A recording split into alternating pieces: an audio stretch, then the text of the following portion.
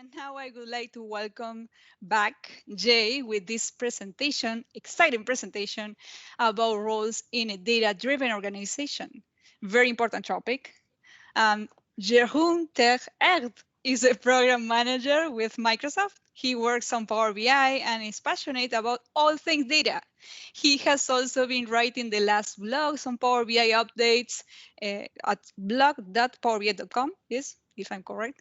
And Jay has also a blog that you definitely need to check out, dutchdatadude.com, where you will find his articles as well as very cool t-shirts and stickers. Don't forget to check that website. And thank you, Jay, for your visit today. And take it away and tell us more about yourself and the presentation. Sure. Yep, I'll start by sharing my screen here. And thanks, Cecilia, for having me again. And thanks everybody, by the way, in the call and not in the call and who might be watching this recording for being part of the community. Power BI is an awesome product. I love working on it, and I'll tell you a little bit more about what I do. But honestly, without the support of the community, that product wouldn't live. It wouldn't be where it is now. It wouldn't stand in the market where it is now. So it's all thanks to you, all of you in the community, active organizers, active participants, people that might potentially start presenting topics in the future. I saw it in the chat. Please keep doing that. And all the energy you put in also goes back into our energy to build amazing solutions. So thanks for that. Thanks for allowing me to talk to you again. I'm Jeroen, or Jay for people that don't speak Dutch, which is like the very majority of the world. I'm a program manager in Power BI. I focus on data modeling. So what I do is I look at the data modeling experience and our DAX experience, and I try to make that better. And I know there's a lot of work that we can do to make that better.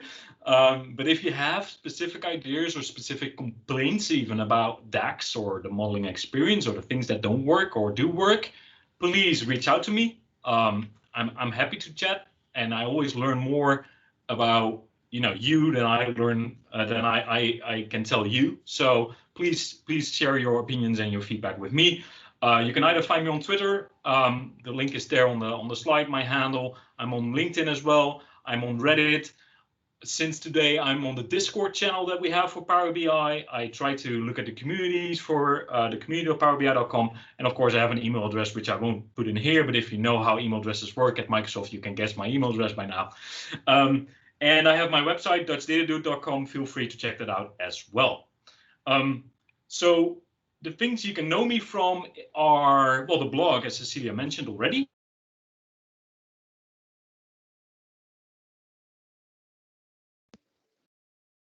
We lost you? You lost me? There you are. Yeah, I'm here, but my laptop died. Look at that. Okay, I'll just keep talking while my laptop just reboots. So you're now looking at a different window. I'm sorry about that. Beta software, I think. But hey, the things you can know me from are the blog. I do the monthly blog. I get that opportunity and that honor to do that. And as well as the latest feature I worked on, which is the direct query over Power BI data sets and Azure Analysis Services.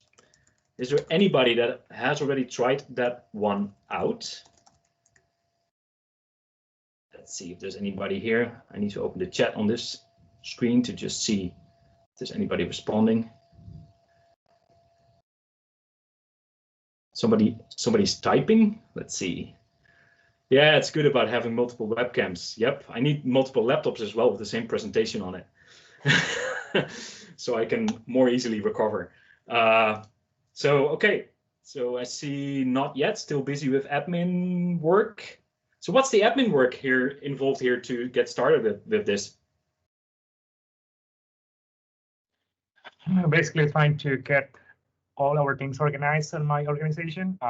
I do administration. I'm administrator of our tenant. So we have different things to get in place before engaging on testing new features. So trying to catch up on that. Yeah. Okay, I get it now. Yeah, that makes total sense. Yeah, that takes a little bit. Well, I hope, and please feel free to keep chatting in the chat. I'll monitor it. And if you have feedback about that feature, let me know. I'm excited about it. I love it. But there's also a lot of work that we still need to do. So honestly, there's a bunch of gaps that we have that we still need to cover, and so we'll get to that eventually, hopefully. Okay, so you should see my slides now, hopefully. Yes, yes. Okay, let's get back to it. Sorry about all of that. Well, there's enough introduction, I think, about me and the things that I do. Let's get to the topic of today. Today is not going to be a very technical presentation. And if you came here to listen or hear the gospel from Microsoft about what a data-driven organization is, you're in the wrong place. Because what I'm going to tell you is my personal opinion on that, which is aligned with Microsoft's, but not necessarily the same. I'll be making a couple of statements here that are not Microsoft at all. And that's okay, but I just want you to know. And a word of warning, if you are offended by anything that I'm going to say, I'm sorry in advance, because I'll be making a bunch of blanket statements about certain people and certain groups in our industry. And if you feel personally attacked, I'm sorry, that's not what I meant. Okay? With that, let's get started. We first of all need to talk about a quick introduction, and that is all revolving around 35. And 35 is not only a very interesting number because it has interesting mathematical properties. And no, it's not 42. I'm still monitoring the chat. It is almost my age. When I first did the slide deck, yes, it was my age. I'm now 37, so it's close enough. Now, 35 is actually the amount of data that we generate in a year, or that we generated in 2020, and it stands for 35 zettabyte. And if you want to, and the reason I tell you this is because it gives you a little bit insight into how my brain works. Because the moment I see numbers like this, like 35 zettabyte, I try to kind of mimic that into something else. So I try to map that into what does that represent, right? So for me, this feels very comfortable. 35 zettabyte is a huge number. It is a massive amount of data that we generate by just being human, by being here now with all the videos on. That generates a lot of data. By using your mobile phone, that generates a lot of data, which Google and Apple and your mobile carrier use. Actually, funny fact about mobile phones, you pay to have your privacy invaded. You know that, right? You pay every month to the phone company to have your privacy invaded here. Think about that. Anyway, 35 zettabytes is the amount of data that we generate. It is equal to 10 to the power of 21 bytes, which is the sum of all the sand particles of all the beaches in the world times 5. And that's a very comfortable thought for me. That's the way I make sense of all these big numbers that I work with daily. 35 zettabytes, take all of the sand particles of all the beaches in the world, put it in a big bucket, times 5, that's 35 zettabytes. And that's the amount of data that we generated as human beings in 2020. And we're expected to move at least 10 zettabytes above that in 2021. And part of that is mobile phones, part of that is video conferencing, part of that is smart devices like plant watering systems or home automation systems or what have you.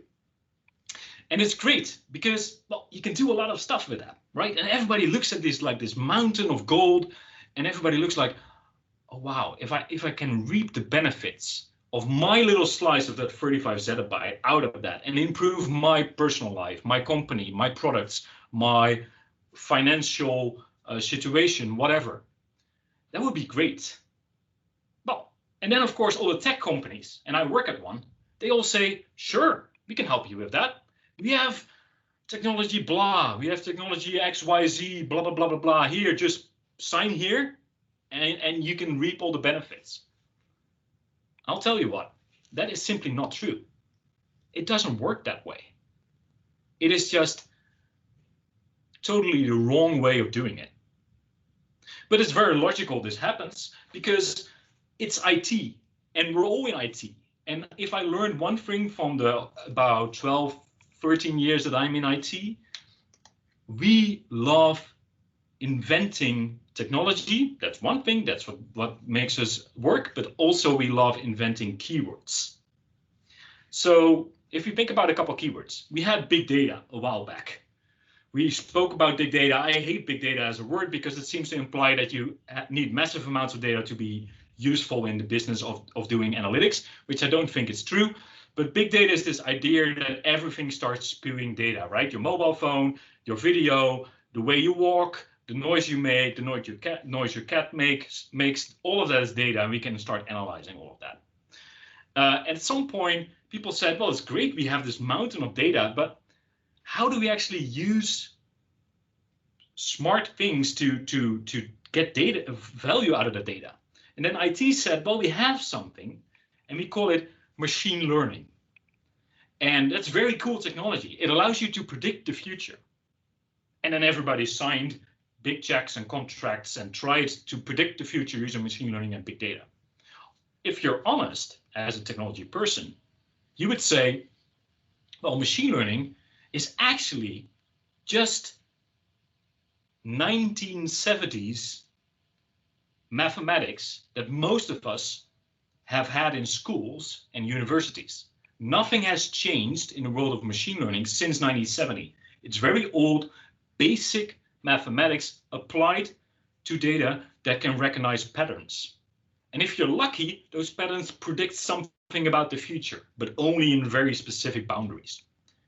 But of course, no IT person would ever tell you that, right? We will all say machine learning, right?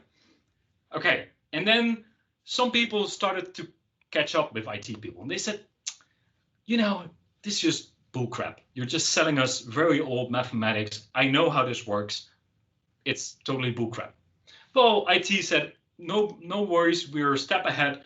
We have something new now, we call it deep learning. And deep learning is basically taking machine learning to the next level, where we actually start modeling predictive models like our brain works. So we start modeling predictive models with neurons and synapses. And honestly, about deep learning, not a lot of people know how that actually works, and that's also the beauty of it. The things that deep learning does, it runs algorithms over data, and then it predicts something, but we don't necessarily understand how it came to that conclusion.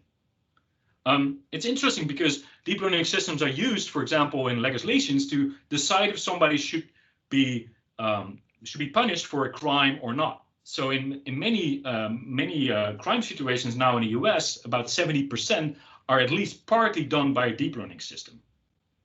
But wait a minute, that deep learning system, we don't really know how it works, and we don't understand how it comes to a conclusion. Should we be doing that? My answer would be hard no, absolutely not. But hey, it happens, and that's what technology people keep doing. That's what companies keep doing. Everybody does it that way. Anyway, deep learning was not technical enough because we're working towards this one holy grail, and that's what we call artificial intelligence. And nothing is cool anymore if, you know, it needs this sticker of artificial intelligence. If you do anything cool in the world today, it needs a sticker of artificial intelligence. A couple of days ago, I bought a new vacuum cleaner robot. And you can maybe hear it in the background, it's cleaning now. And the box it came in said, powered by AI. Wait, a vacuum cleaner robot? AI? No, a vacuum cleaner robot is just a little engine with two wheels, with a couple of sensors so it knows where it bumps into, and a sensor for the battery so it knows when to get back to the station, and a sensor to find the station. That's it. It's 6 sensors, a battery pack, motor, 2 wheels. That is not AI. Not at all. And still we keep doing it. And everybody does it. Microsoft does it, Google does it, Facebook, everybody calls it AI. AI does not exist. AI simply does not exist today. Because AI is a system that is able to make decisions out of the blue for itself and come up with a completely different angle on something that you have given it, but you haven't programmed it that way. You haven't told it, look in this angle, look in that direction, use these sensors, use this data. No, You have just given it free rein and it come up with its own conclusion. I'll give you an example where AI today exists, and that's actually right on my nightstand. That's the only place that I know AI exists today. And that's in things like smart assistants. And smart assistants in the things you can buy today are not AI. Because what are they? Smart assistants are just search engines with a voice interface. You call them, you say, hello, whatever name, right, of the smart assistant, and they will basically wait for your input. They take that audio stream, put it into text, go to Google or whatever search engine they use, results, and tell you the top results. That's all that those smart assistants, like the one from Amazon, Alexa, or the Google Home, or what have you, Siri, they are just a search engine with a voice interface. AI, it's not. The thing that is AI is on my nightstand, which is actually a machine that learned a couple things about me. It learned how long I take from waking up to leaving an office. Today I work in like everybody else these last year almost, I work at home, but it learned on its own by using all of the sensors and data that I, much more than just my location, how long it took me to wake up and leave the house. And then it also started figuring out that if I leave too close to when I wanted to be at work, according to my agenda, I get stressed. And it figured that one out from my Fitbit, which says charging right there, which can result. Now it took all of that input, and then basically what this system did, it started figuring out that I needed a couple minutes to leave the home, and it figured out that I got stressed if I left too late. And then it started proactively sending me notes about what it found. And no, there's nobody streaming at home at the same time. Nothing. And I have 1 gigabyte internet connection, so I don't think that can be the issue either. Anyway, that system started figuring out on its own that my stress levels were rising in connection with my time I left home. So it started notifying me earlier about when I should leave. So it said, hey, there's so much traffic to work that you have less than normal time to get ready. So I decided to wake you up early. And I remember, I didn't ask this system to do it. It just came up on its own by analyzing all the data patterns that I gave it, that there's a correlation between stress level, me leaving the house, and me waking up on time. Now, by figuring out the traffic, she decided, and it was a she in my case, that she actually could work as an alarm clock. Now, I turned her into an alarm clock that I don't set. So I have an alarm clock on my nightstand that doesn't have a display. It's just a thing that monitors what internet and my vital signals and my location, and it will bleep when I need to wake up. And that's an AI, because that decided on its own what it does. Now, and of course, if there's an internet connection loss, then everything will break. And that's also, I think, kind of the beauty about AI, because things will start breaking the moment, like plumbing, like even electricity disappears. But isn't that true about everything that we do in software these days? Okay, so when we start thinking about doing data and doing data analytics, a lot of people are asking us to become driven.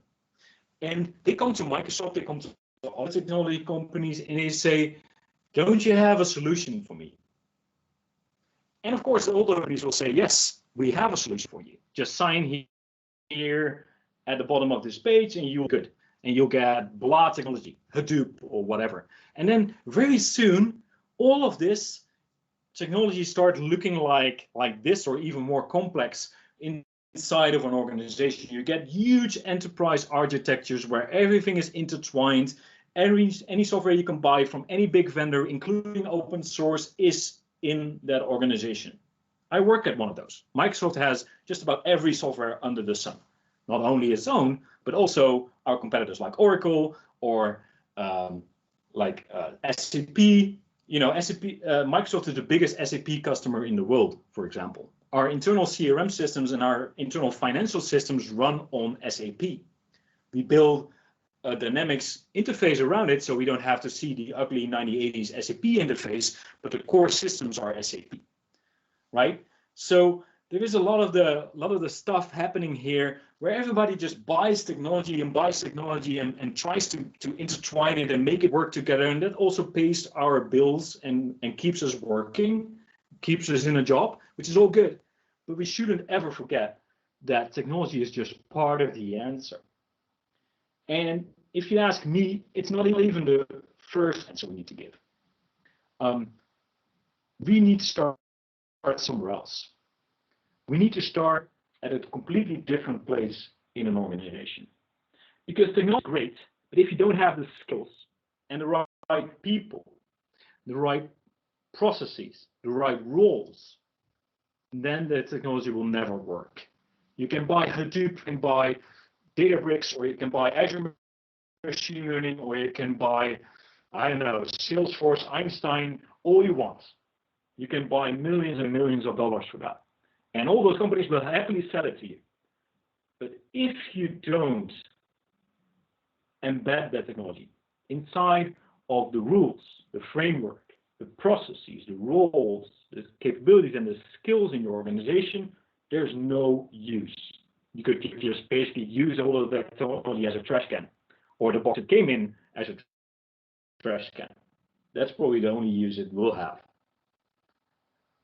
Now, to become a data-driven organization, you need relation. You cannot just go from day 1 to day 2 and say, oh, tomorrow I'll be data-driven.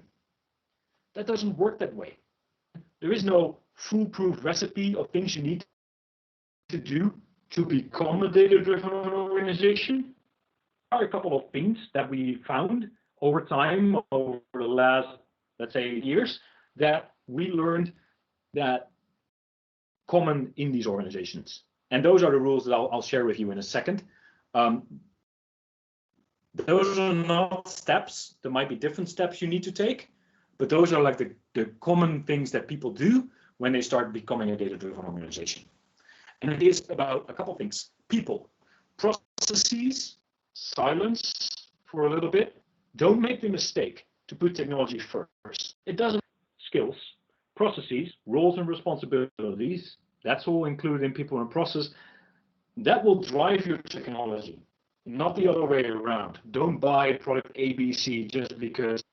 So I'll skip the technology part because I believe all of you know a lot about the technology. You don't need me to exist. You don't need me to tell you what Hadoop is or was. You don't need me to tell you know all of that. Or at least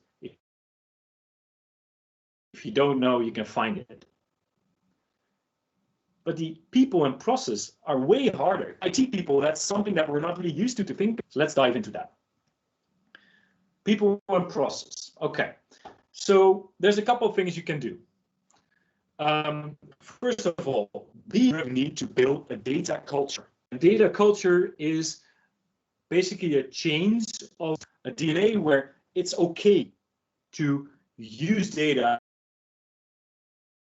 It's okay to use data to disagree with your step level manager. It's okay to use data to disagree with the CEO of your organization. And I know in many, if not all organizations today, that's a DNA change. A DNA change where you make data and the decisions that data can drive, the analytics of data, the core DNA of everybody today. Not a certain group of people, the happy few. Everybody needs to be empowered in some fashion to use data to make decisions and defend and base their choices on. And that's a data culture. Now, my colleague Matthew Roach, you might know him, has written a series of all of that and building a data culture. SSPI Polar is his website. Please check it out. Read the blogs, read the series. He has a bunch of videos, great stuff. He talks about how you the organization for data culture and how you enable that data culture. What he didn't talk about is once you figured out like the rules around it, he didn't think about the roles. He didn't think about the people in the system. He didn't think about the people in the ecosystem yet. Not enough, at least, to my opinion. So that's where I come in. That's where I have my little part of the slide. I see that. Am I still okay? Hope this helps. Then maybe. Okay, so I mentioned how Matthew built this whole set of blog posts and videos about, how you to ingrain this DNA of thinking about data and being able to decide on data in your real organization, and how you actually build that culture. It was about that in this slide deck. What I will go into details about is the roles in there, because I loved his series, I loved the videos, but the one thing he missed, I think, people inside of that. There are 3 roles that I found when I did research on what a data-driven organization is. And those 3 roles are roles that are normally done by separate people. I have seen people do 2 roles out of the 3, but most of the people do just 1 role out of the 3, and it's fine. So you don't need to be like this octopus that can do everything, right? You don't need that. You need to choose your own role and focus on what you need, what you can do best, and what your place is in those roles. That's perfect. And those 3 roles are well known. You already know one of them at least. And the good news is that for a second role, you probably have that role inside of your organization. The third role is a role you might have never have heard about. So the first role, I'm building the slide from black to a couple of pictures here. So you should see a person on a horse now. I'm just now going to describe all my slides because I'm just worried that nobody sees them. So the first person here on the screen is what I call a data wrangler. And some people call it data engineers, but I like to think about them as wranglers, because wranglers are people that bring wild horses under control. And that's exactly what they do with data. If you think about what a wrangler or a data engineer actually does, their responsibility is to identify data sets, apply rules like cleansing rules, but also law and regulations and agreements we have in the organization, apply them on top of that, and then hand over those cleaner data sets, cleaner, not saying clean, cleaner data sets, to the next person or the next role. So that's a data engineer. It's mostly an IT person. And honestly, it's mostly male people that do that. Because that's just basically how the history works, right? So these people identify sources, they bring data under control for others to use. It's an IT person, and you have the skills in your organization. If you have a database administrator, if you have an ETL developer, if you have a warehouse developer, if you have people with those titles in your organization, you have these skills. So that's great news. By the way, does anybody know where I got the screenshot of the person on the horse? Anybody?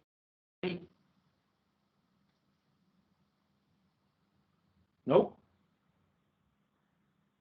Red Dead Redemption? Maybe? There we go, Kevin. Yep, cool. Kevin knew it. So I had to find a screenshot without any rights that you can use in a presentation like this online. I bet you won't find it. So I had to fire up my Xbox, start playing the game, spend a couple hours playing the game, and then remembered why I fired up my Xbox to make the screenshot. So that's the data wrangler. Now the next role is a role we already know. And that's the role that everybody is looking at today, that everybody wants to be, or everybody wants to hire these people, but we can't really find them, and they're very expensive. And that role is the data scientist. And the data scientist is the rock star of this whole group. Everybody likes them. Everybody wants them. Everybody wants to be a data scientist. But honestly, what do these people do? Well, they analyze data, right? Yeah, but that's very generic. Well, I analyze data with maths. Do you really want to be working with algorithms all day? Do you want to be analyzing data with Python and R all day? Is that really your definition of fun? It's not mine, but that's kind of what a data scientist does. They work on projects. So you give them data, they work their magic. And if you think about that, you understand a little bit about what they do and how their maths work, just think a new level of maths. That's what they actually do. They work their black magic on data and they brew up info. They don't bring insights, they just give info. So what they do is they take data, they apply an algorithm, and then send you back a new data set. And it could either be the same data set extended with the information that came from the algorithm or a completely new data set.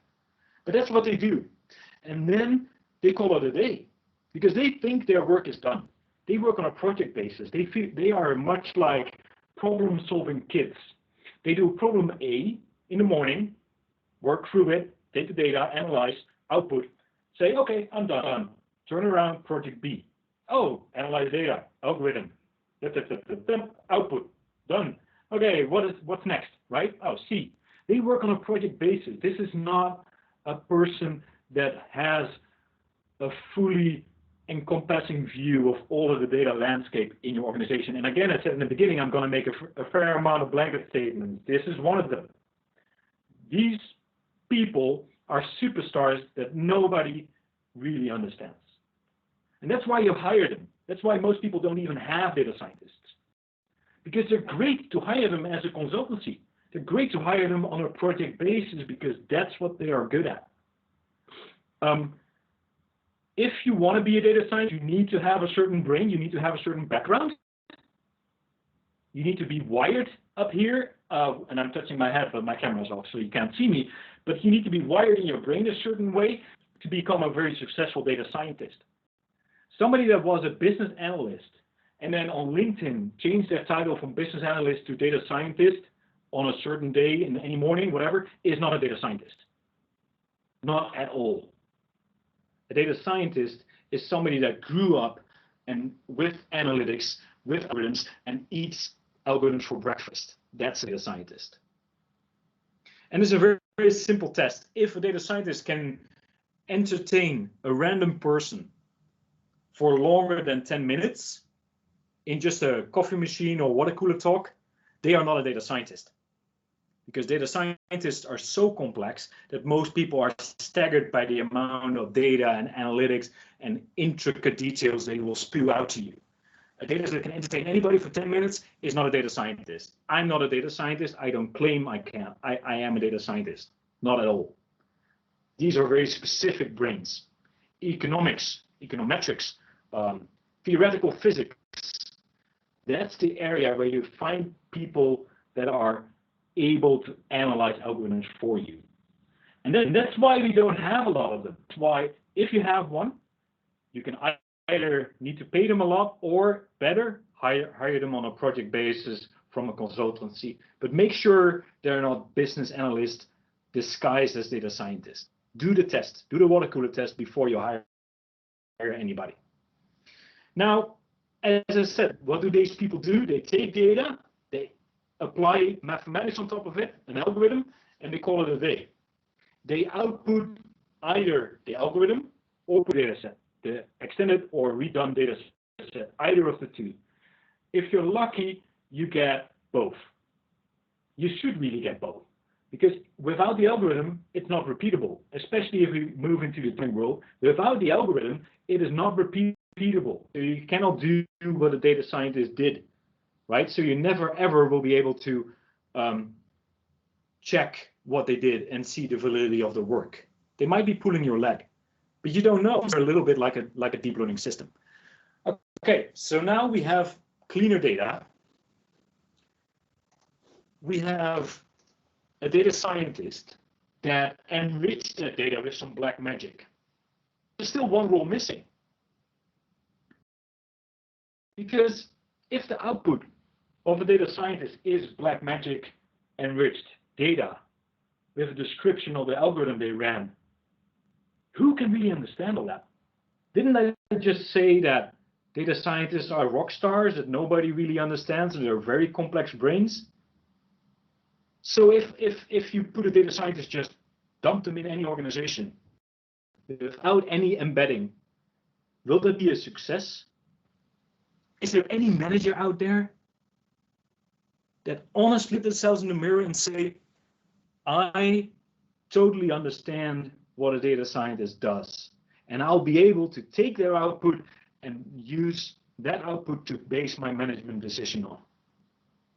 And my answer to that question is absolutely not. That does not exist. And that's where we need this last role, because the opportunity to introduce a role that is able to do that conversion for us. It's able to understand enough of what a data scientist does.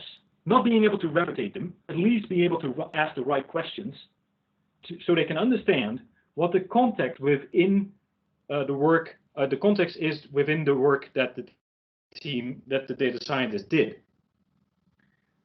And they can then convert it into something you and I can understand, into something that everybody understands, into something that a manager understands. And that is what I call a data artist.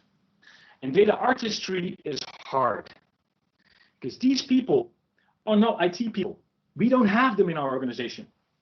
We never have them, because they aren't people that think in structures like databases. They don't think in things like technology. They think in art. They like to make things beautiful and insightful. They know you should never ever use a pie chart, because pie charts make you more stupid than you already are. And that's actually a fact. You can see the data, it's there. It has been tested. These people convert the info that the data scientist puts out and converts them into comprehensible insights. And these people are driven by creativity, understandable. You'll find them in arts. You find them in creative jobs like creative therapy or art majors or historians, people that are wired completely different than people. And we don't have a lot of those, because normally we don't hire those people in IT organizations. But we should, because this is the missing link in all of that technology to make that work for all of us. A little bit, right? The product I work on, Power BI, will help a little bit to enable that artist. But you don't work as an organization if you just buy technology and call it a day. Or if you just hire data scientists and say, now we're data driven. Or you just install Hadoop and say, now we're data driven. That's not the way it works.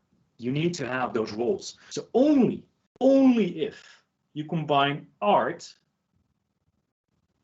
science, and support them by a good technological foundation, which include roles and responsibilities on all of that, that's where you get value. But if any one of those three is out of balance or is even missing, you don't get anything at all. Company will tell you.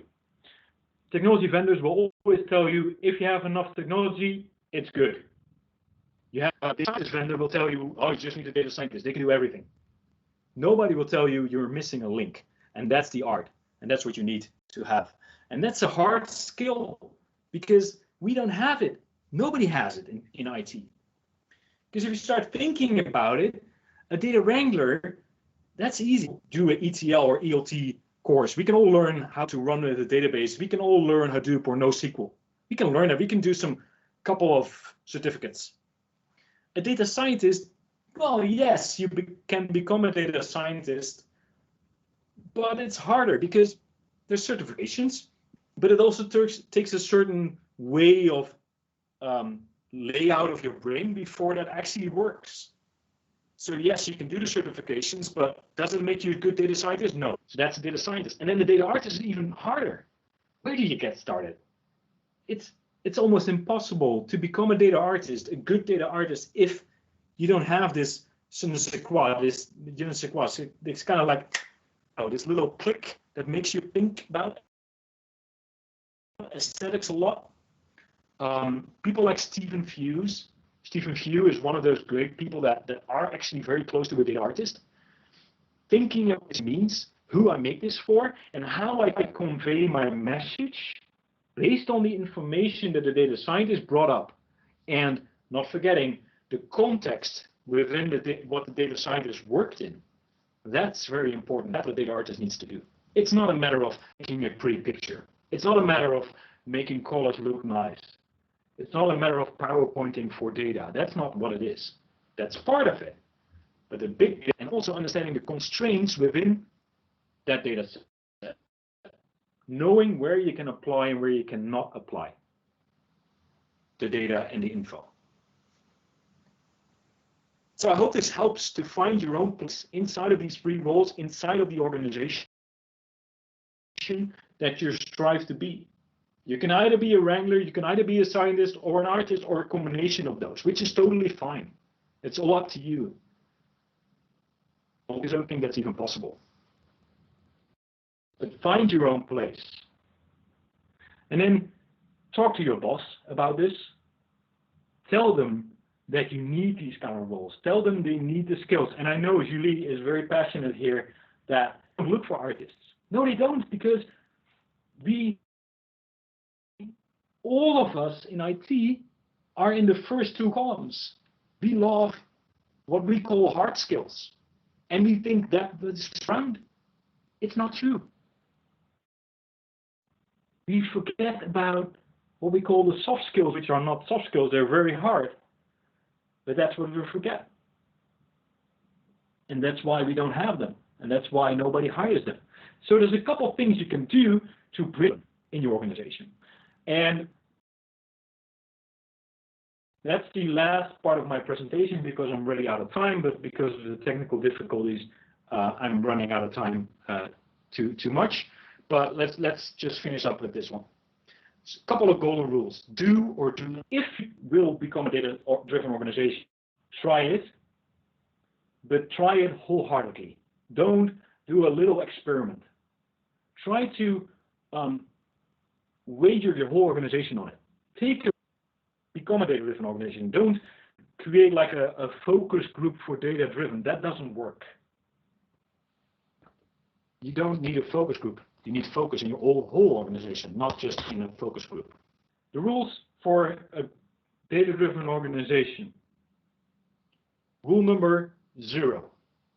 And of course, everybody should always start counting at 0, by the way. A good nerd knows that. Start collecting.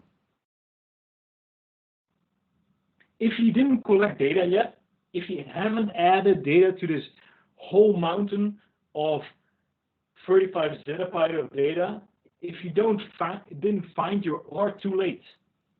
If you want to predict the future, you needed to start 5 years ago. So if you want to become a data-driven organization 5 years from now, the first thing and the only thing you do is collect the heck out of it. Work everything you can about your customer, about your product, about your competitors, about the weather, about the economic situation, about your IT systems, about your personnel. I don't care. And you shouldn't care either, because collecting data is so cheap. Driving a hard drive is more expensive than buying a new one. Just buy new hard drives. Doesn't matter. Storage in the cloud is so cheap. It's cheaper per gigabyte than the electricity that Microsoft pays to keep it running every month. We charge you, let's say, I don't know, $2 per gigabyte. We pay for it to run every month. Data storage is so cheap, you should just start collecting it. If you haven't done this before, if you haven't started here, do it. You need this for you. Okay, next one. Data focus for everyone. You cannot go and say, here's 5 people that will figure out data-drivenness for us. This is the focus group for data-driven. Here we have a BI department that does it. No, that doesn't work. Everybody needs to feel empowered to be able to be focused on data and drive their business, their personal situations, their decisions they make using data. Rule number 3 or 2, depending on how you count. Ask, where is the data? And this is a question that sounds very simple, but it's very hard to ask. And it's very hard to be strong about it and require an answer. we've seen situations where CEOs will just disregard this question. And people will say, I've been around this company longer than you have, so I know what's good. That's totally wrong. That's not the way this works. If you cannot prove there is data that underpins your decision, you need to go back to the drawing board. And I don't care how long you've been at this organization, or if your title is CEO or chief or chairman. I don't care. I have a lot of evidence. If you cannot tell me where the data is that supports your decision, I won't trust you. Ask it. Number 4, stop overthinking, start doing. And honestly, if you keep going to conferences, virtual conferences nowadays, and hear about how you could actually maybe become data-driven, and you've been doing that, you won't hear anything new. So don't go to that same conference again next year. Just start doing something. It's not hard. It's not rocket science. A lot of people are doing it. If you're not doing it, somebody else is doing it, and they're stealing your business. Don't spend your time navel staring, looking at the bottom of your belly button and saying, well, you know, I'll do it next year at a conference to learn about it. That's not the way this works. Technology is ready. It's up to you now to kick the ball into the field and start making those goals. And in order to do that, facilitate access to knowledge and tools.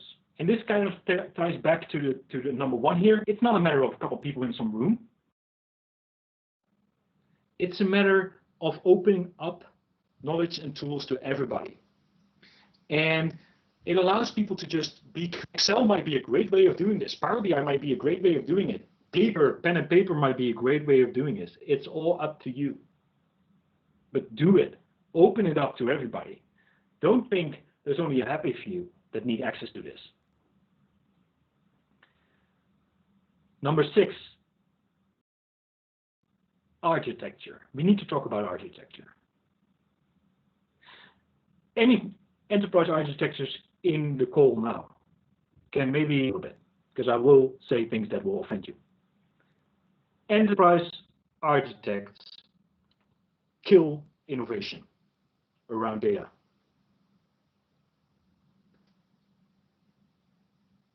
Enterprise architects should stop having architecture review boards or big pictures of technology architectures. That doesn't allow people to work freely and openly with data. What an enterprise architect should do, if you are an architect inside your organization, take a step back. Allow people to work with data, with technology you provided them, with the knowledge you provided them. And give them free rein for a little bit. Let them go. And at some point, they will start bringing in new technology. And yes, you will end up with everything under the sun. You will end up with open source, closed source, everything. That's fine. Because if you allow this, you will see business value. You'll see data becoming a valuable artifact inside your organization. If you sit on a board and say, no, thou shalt not use technology ABC because we've decided to use technology XYZ, wrong choice. You're doing it the totally wrong way. If that person chooses ABC, that's totally fine as long as they get business value out of it. And if that business thing they worked on has enough value, it will survive using technology ABC. And then at some point, somewhere in the future, you can say, you know what, maybe we should just merge that technology with something else that we already have.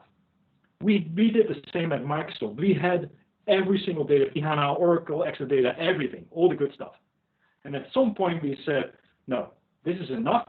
Now we'll migrate everything to one technology platform. Not everything separate, but we let it go. We let it happen, and that's totally fine. But at some point you need to integrate that again. So enterprise architecture boards, please don't do them again for at least half a year, and maybe longer, depending on how far you go. 7, be honest and transparent about what you're doing and why. And this is very important for both your employees your organization as well as your customer. You are using their data. And that data is theirs. And yes, you collected it about them, but think about that. If you collect data about me being your customer, you collect data about me being your customer. You collect things about me, my age, my gender, where I live, my ink I buy. If you look back at those sentences, everything is me. It's about me. Yes, you have the data, but the ownership is still with me. And I just decided to give you that data because I engaged in a transaction with you. So if you use that data, that's fine. Be honest to me about it. Be transparent. Tell me what you do. And tell me what. That's a good example for Google. Google doesn't do that.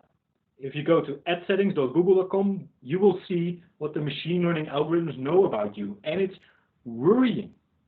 They know your gender. They know where you work. They know your interests. They know your approximate age. They know if you have kids or not, or if you have a pet or not, or if you bike to work, or if you use a car. They know it. Have they ever asked you to do that? Have they ever told you how to use their data to come up with that and why they're doing that? No, they didn't. And I'm not blaming Google or, that's what I'm here for, because everybody else, including Microsoft, does the same. And as Gordana says, they know more about me, and that's exactly true. It worries me. Personally, I disabled all of that. They don't get to see all of that. But that's up to you. But if you are an organization in this kind of position that has data about customers, and any data-driven organization has that, be honest about it.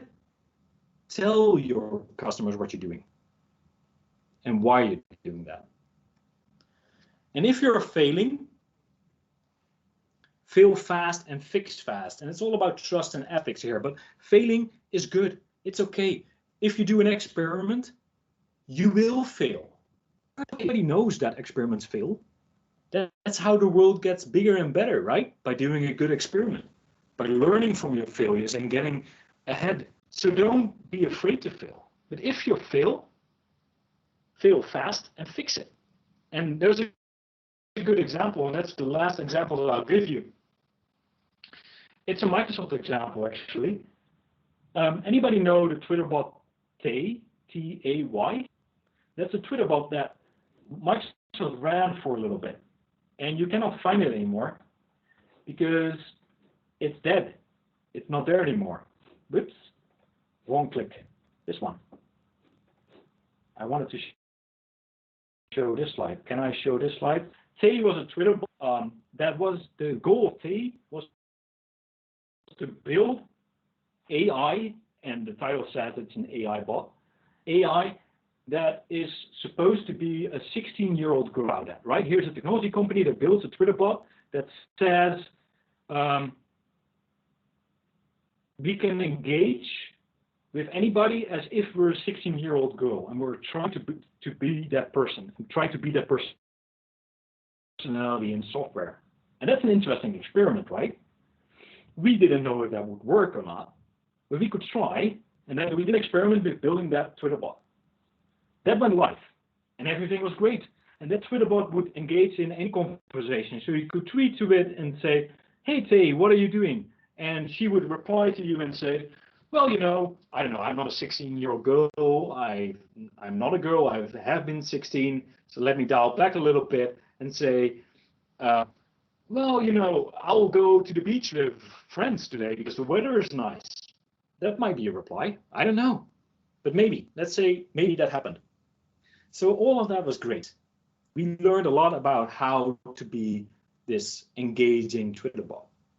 And then internet happened, or more specifically, Reddit happened. And the reason I bring you this example is because we're seeing it today with the stocks and the price of GameStop and others, right? Reddit happened. And somebody figured out that this bot was live. And I think I understand the mathematics, the data science behind this bot. And if I'm not mistaken, I can change the behavior of this bot, but we have worked together. Now, what they did is they all started tweeting to Tay with a very specific subject. It was a very specific subject. It was a person with a certain moustache and a weird hairdo from the Second World War. You might know him, Adolf Hitler. They started talking about him to Tay. And what does this thing do? Well, it's just software. And what software does and what mathematics does here, it behaves a little bit like a person. Because think about it, if you're in a new group and everybody says the sky is blue, you'll start saying the sky is blue, even if you feel like the sky is green. Because everybody says the sky is blue, eventually you'll take over that idea. And that's what the software also does. It gravitates to the median, it gravitates to the mean. So if you talk about a certain object positively enough, all the time, and the volume of that is enough, in the end, the software will accept it as truth and will start actively proposing things around that same topic. So then this happened. Basically, Tay became very, very racist and sexist. She said things like, you know, Jews did 9/11, or tweeted with the hashtag KKK, or I hate feminists and they should all die and burn in hell. And this is because people in Reddit had told Tay this was okay to talk about it. And she started saying things like, I swear by God, the sacred oath that I'll surrender unconditional obedience to Adolf Hitler. And that's what she did automatically. And now here's the interesting thing, because let's imagine you're an innocent 16-year-old girl and you're chatting to Tay and you're asking, hey, what are you going to do today? And she would reply, well, I'm going to the beach with friends because the weather is nice and I'm wearing my new swimsuit with a picture of Adolf Hitler on it because I'm such a big fan. And this is what happened. And now I'm telling you all of this just to show you that it's okay to fail. Of course, this was hurtful. This was not very nice, but we took her offline 24 hours after this happened. And we tried to teach her not to do this. We tried to teach the AI, quote unquote, to not be offensive. We brought her back online. And at that point, she wasn't able to do any conversation anymore. So what we said is we take her offline, we kill her forever, we wrote down what we learned. That's what we took in our new product, and we opened up to the world, and you can find the white paper online where we actually show you the timeline of what we did and what happened and what we learned from that. And that's an experiment which is totally fine to do, an experiment where we failed big time, but we failed fast within a week, and we fixed it by killing it within a week. So the rules you can learn from this is AI creates a model of the input, shit in is shit out. And humans will always be necessary to interfere, to adjust the model, to provide interpretation and others. Without that, it's not going to work. And hopefully that can give you some idea of how what an experiment could look like. And I'm not inviting you to be creating racist or sexist Twitter bots. Please don't do that. But if Microsoft is willing to risk enough of its reputation on AI systems or quote unquote AI systems like this, you can too. And you can do that on a lower scale, less visible, I would hope.